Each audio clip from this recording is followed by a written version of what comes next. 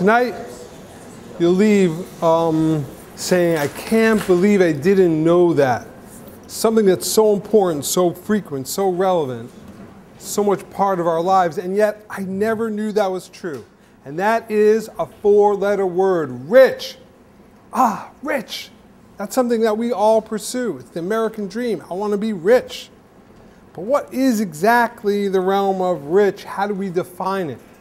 And it has a definition in monetary, but there's a human cognitive element that you have to add, because we know that just because you're rich doesn't mean that you're happy. America as a whole from 1960 till now has become 3 times richer, but we're not any more happier. So what is this pursuit of rich? What does rich mean? Now, putting the mission together in all one idea, there's wisdom. Oh, I never knew that to be true. Then there's strength. I'm going to apply that to my life, and I will make that real within me. Now comes the next phase. I will live it. I will be it. It will be part of my life. In the deeper parts of the Torah, it talks about there's the intellect, in Hebrew called seichel. Then there's the nefesh, which means your being. And then there's your body. And an extension of your body is your money. Money enables, just like your body, you want to give somebody a handkerchief. Nobody actually uses those anymore, which is a good thing. You want to give somebody a tissue? So my body could stretch out my hand, I could give you a tissue. If I had $1,000, I could buy many tissues and give them to many people. So money is an extension of our body. Rich means the following: whatever I want, I can do. In other words, there's not a blockage between my thoughts and my feelings and my actions. If I'm rich, I want pizza from a store in California. I'm going to send somebody on a Cessna. Go get it. Keep it hot. Bring it back. I'm going to eat it. It's good. I'm rich.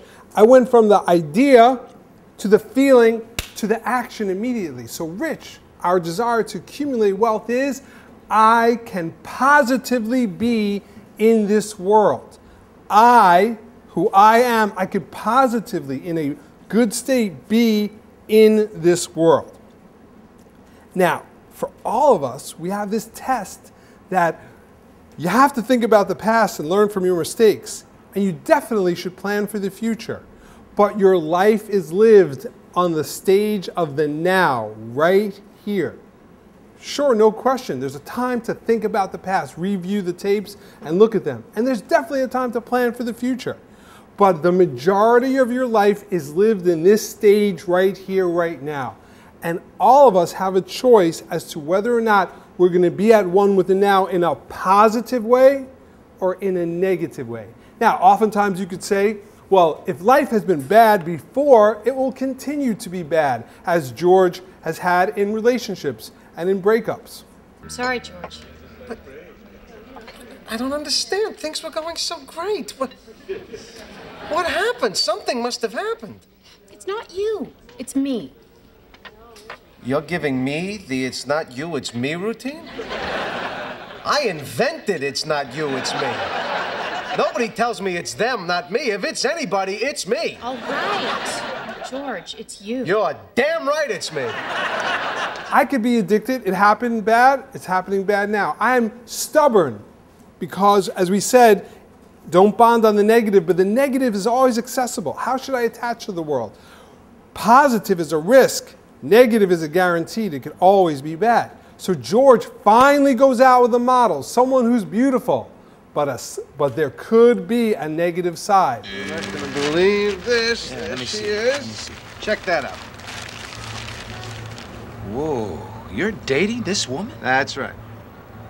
Well, George, you're becoming one of the glitterati. What's that?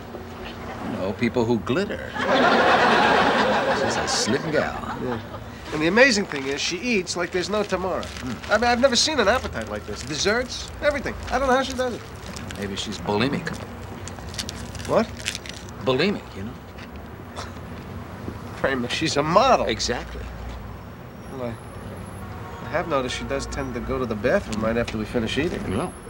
So, oh no, I'm going out with a model. But wait a minute, bad could be there.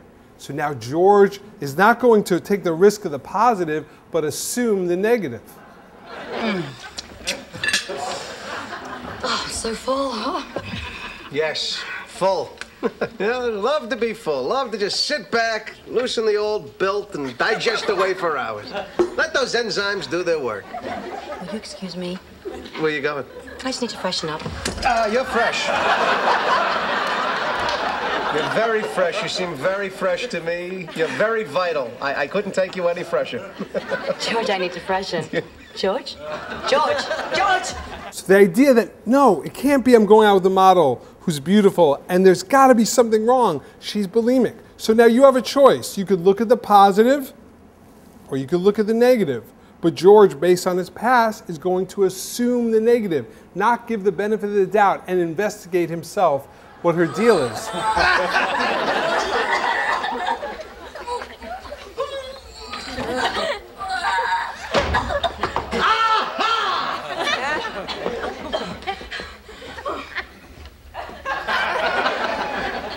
What are you doing in here, George? I was just wondering what it was you wanted for dessert.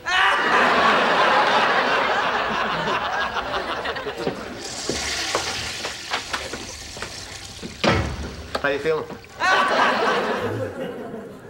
So the concept that all of us have this free choice. You can look at it half full, half empty.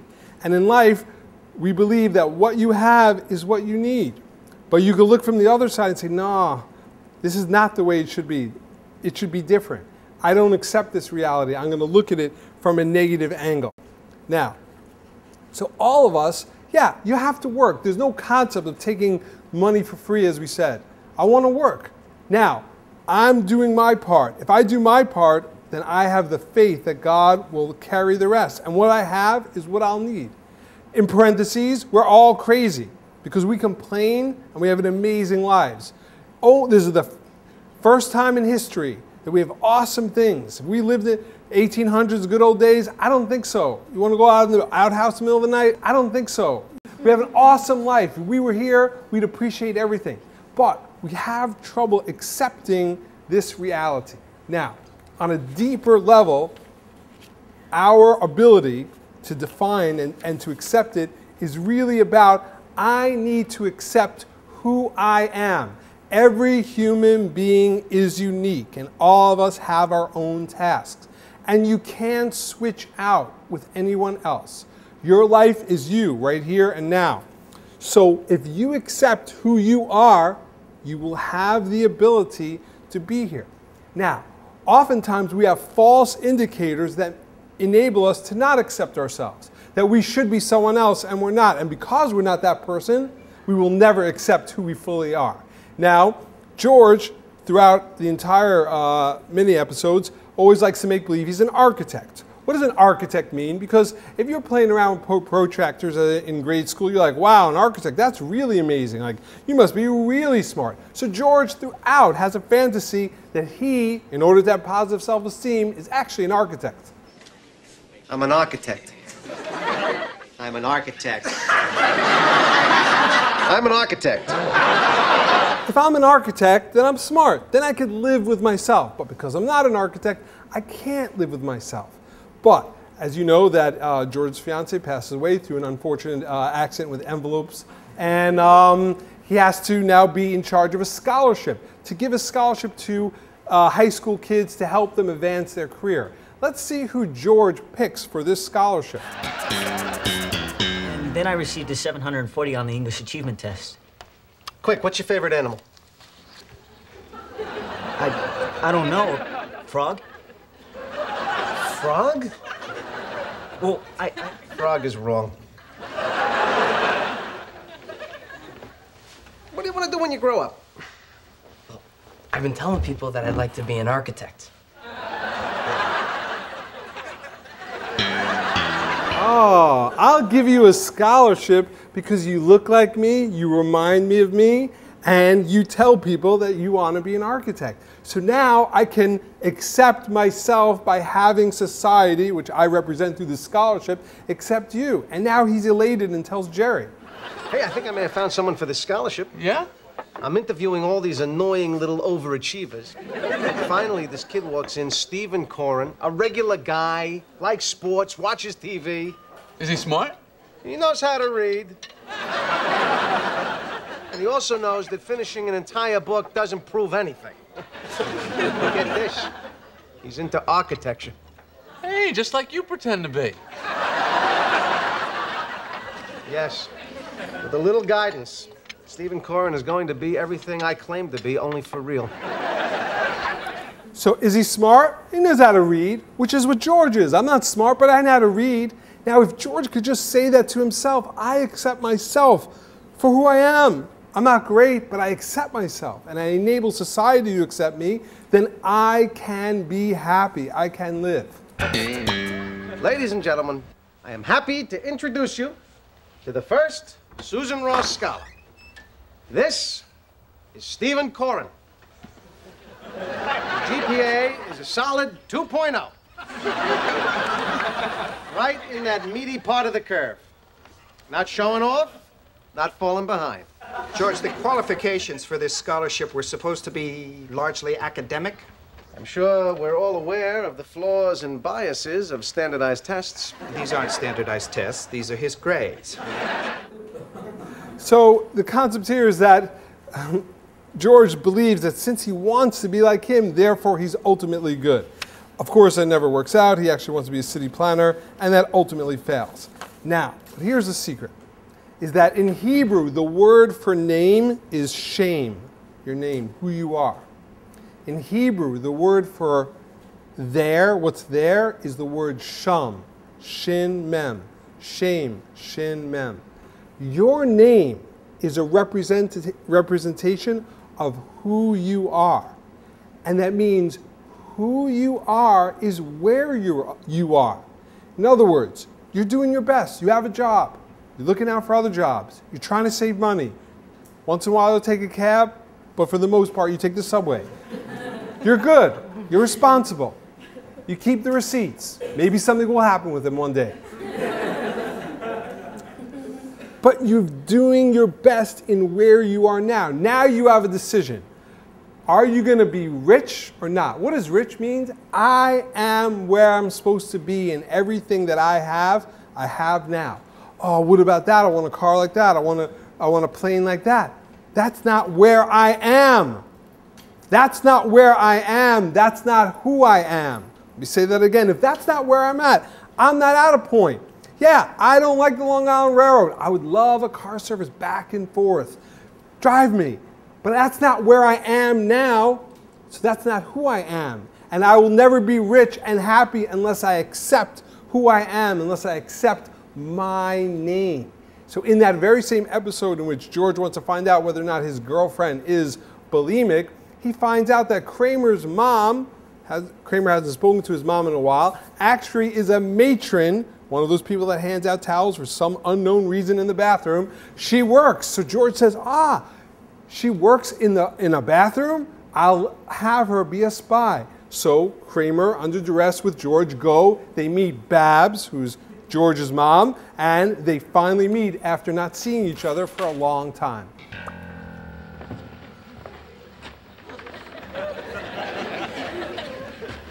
Ma?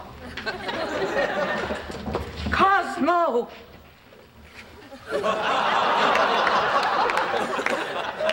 Cosmo?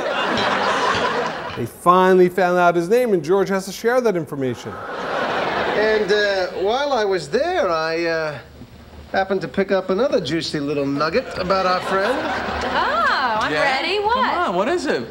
I got the first name. You found out Kramer's first name? That's right. You ready? Yes, I'm ready. I've been trying to get it out of him for 10 years. What is it? What? Cosmo. Cosmo? Cosmo.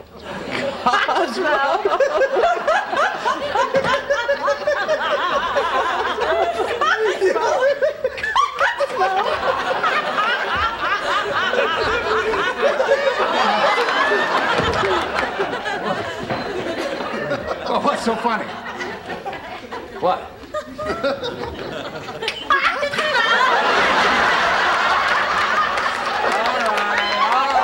Okay, so you know the name now, huh? The cat is out of the bag. Well, I gotta hand it to you. You did a hell of a job keeping it a secret all these years. It's not such a bad name.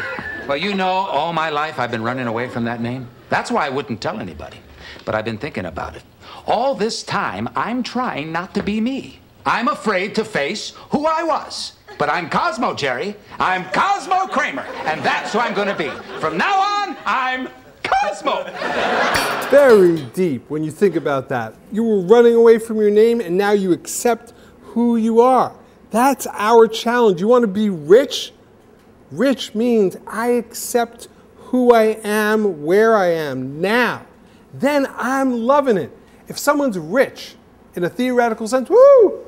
Rick James, woo! I can do anything. I'm Rick James. I'm free. Love Dave Chappelle. I'm Rick James. I say that all the time, like, should we buy that? I'm Rick James, fine. I could be anything I want to be. No problem. Order more ice cream. It's all good. We're on vacation. Doesn't matter. Duty free, whatever that means. It's all good. Just buy more. Never understand that. The concept is I can have whatever I want in the now as long as I accept who I am. And then once Cosmo finally does that, you see him now walking down the street with his mom, feeling like a real rich man. Hi, Cosmo. Hey, Mr. Cloutworthy. How are you today? Ah, couldn't be better. Hi, Lorraine. Hi, Cosmo. My mom, Babs. Hi, Mrs. Kramer. Lorraine. Yes, it's a fine day. What do you say, Cosmo? Hey, everything, my man. Deep stuff. That is the actual picture of a rich man. We know people who are rich and they're poor because they're miserable in their lives. I walk into bagel stores, women are like, they're doing construction so early in the morning, all the dust. You're reconstructing your bathroom. Why are you complaining? All the dust, terrible. Oh, what a flight to Aruba. Oh, it was terrible. Oh, I feel bad. But the answer is you could have more. You have $1 million, you could want $1 billion. You have $1 billion, you could want $2 billion. But this form of rich is the richest you can be because you can never be more you in the now if you do it. You are you. You're never going to switch bodies. And you have the ability to be mega maximum rich by accepting who you are in the now and being positively at one with that. Who is rich? Someone that's happy with their lot. Why am I me, you're you? Why can't we switch places? We'll deal with that in a historical sense. But it's true that we're all who we are, and all of us have a choice to be rich. Rich means I'm positively at one with who I am, my name. And who I am and my name is where I am. Your shame, your name is shum, where you're at. And all of us have to resist the 21st century temptation of not being rich, because American culture in advertising runs on something called perpetual inadequacy. Oh, you're happy, but you'll be happier more if you buy my product. I guess I'm not really happy. I thought pillows were fine until I realized that could be memory foam in the pillow, could remember my head. Now I hate my pillow because it doesn't remember who I am. You remember me, I was here last night. If I had a memory foam pillow, it would remember. So I'm unhappy with my pillow. I should be happy with my pillow. And I can't let commercials and invention being the mother of my necessities say, oh, I don't have that. We are all rich. We all are rich if you want to be, if you turn it on. And the key to turning that on is acceptance of who you are and where you are. Thank you guys.